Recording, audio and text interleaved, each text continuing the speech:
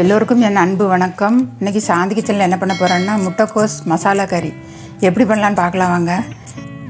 இந்த மசாலா கறியை சப்பாத்திக்கு வச்சு சாப்பிட்டிங்கன்னா சூப்பராக இருக்கும். சப்பாத்திக்குள்ளே வச்சு நம்ம ரோல் மாதிரி கூட வச்சு குழந்தைகள்கிட்ட கொடுத்தீங்கன்னா நல்லா சாப்பிடுவாங்க. இதை எப்படி பண்ணலான்னு பார்க்கலாம் வாங்க. இப்போ ஸ்டவ் ஆன் பண்ணி கடாயை வச்சு அதில் ஒரு 50 ml நல்லெண்ணெய் ஊற்றிக்கிறேன். எண்ணெய் சூடானோன்னா ஒரு ஸ்பூன் கடுகு போட்டு நல்லா பொரிஞ்ச உடனே ஒரு பெரிய வெங்காயத்தை நீளமாக கட் பண்ணி வச்சுருக்கேன், அதை போடுறேன். கூடவே 2 கொத்து கருவேப்பிலை அதையும் சேர்த்து நல்லா வதக்கி விட்டுக்கலாம். வெங்காயம் லைட்டாக கண்ணாடி பதம் வந்தோடனே ஒரு ஸ்பூன் இஞ்சி பூண்டு பேஸ்ட்டு போட்டுக்கலாம்.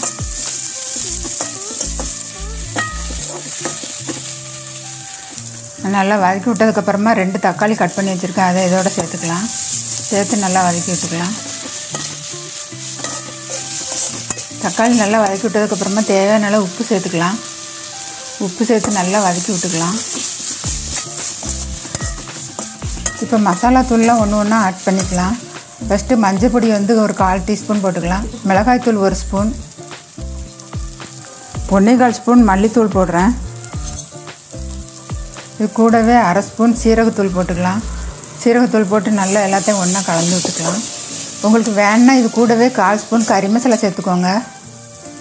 இது எல்லாத்தையும் ஒன்றா வதக்கினதுக்கப்புறமா கட் பண்ணி வச்சுருக்கிற 1/2 கிலோ முட்டைக்கோசை இதை கூட சேர்த்துக்கலாம். எல்லாத்தையும் சேர்த்து இப்போ ஒன்றா கலந்துக்கலாம்.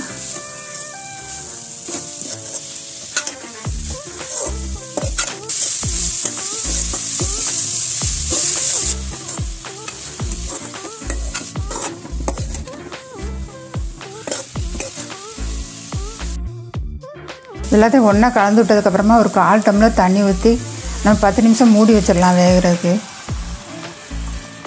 10 நிமிஷம் அப்படியே மூடி வச்சிடக்கூடாது. இடையில ஒரு வாட்டி திறந்து நல்லா கலந்து விட்டுக்கோங்க, இல்லைனா அடி பிடிச்சிரும்.